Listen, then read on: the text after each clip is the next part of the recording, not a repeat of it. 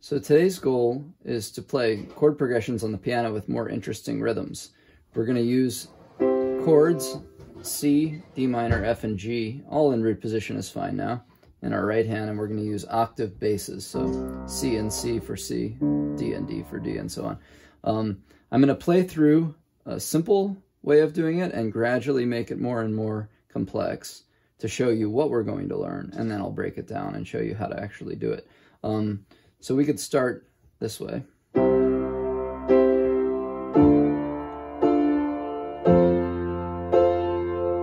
I'm going to get the thumb involved, the left hand thumb.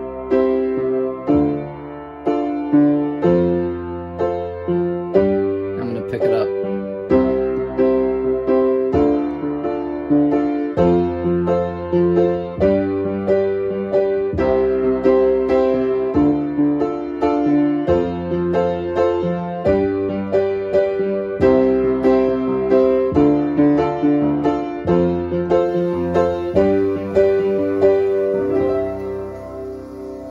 So I hope you heard that I was doing a few different patterns in there.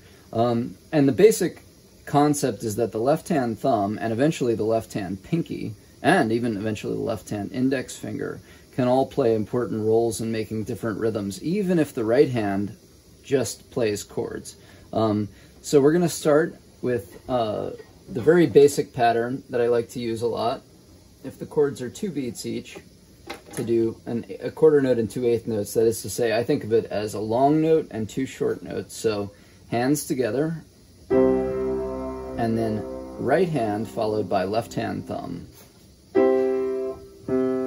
So that's it. So I think of it as together, right thumb, together, right thumb, together, right thumb, together, right thumb. So that's a good rhythm right there. But now let's get this a little more fancy. We're going to go together, right and left hand, followed by thumb, just the right hand, thumb, and it's always the left hand thumb I'm referring to. That looks like a cross, but it's a T for thumb. And that is R for right hand. So let's try this one. Together, thumb right, together, thumb right, thumb right.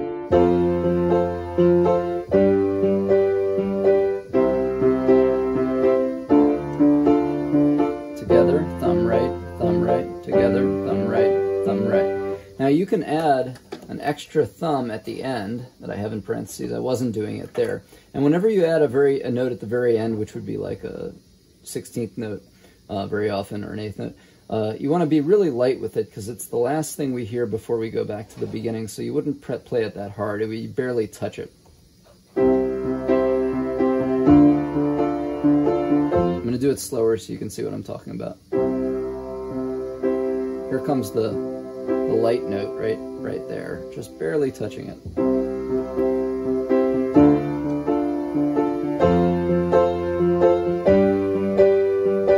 Now we're going to move on to another pattern. Hands together, thumb, right hand, and then instead of thumb right again, we're doing right thumb, so we're switching it.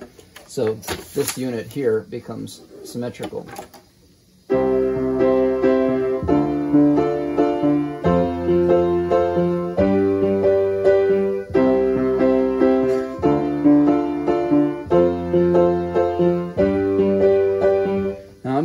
If I had to add a note at the end of that, this time I think it would be a pinky because the left hand thumb has already been used.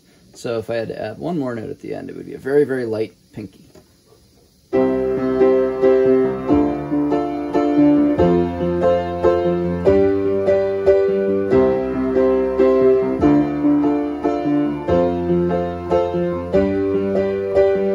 we're going to move on to one more pattern. Hands together, left hand thumb, right hand.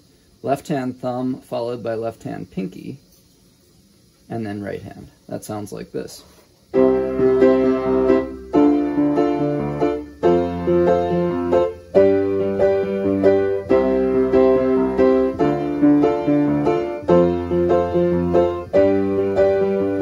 if I had to add one more note at the end, it would be a very light left hand thumb.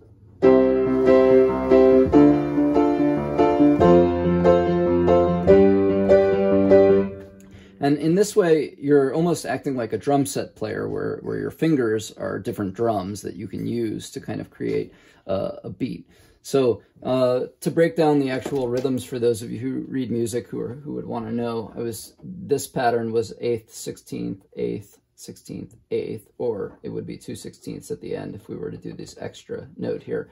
Same rhythm for this one, and these would be similar, except these would be 3/16ths, 8th, 16th, 3/16ths, and then either an 8th or 2/16ths there at the end.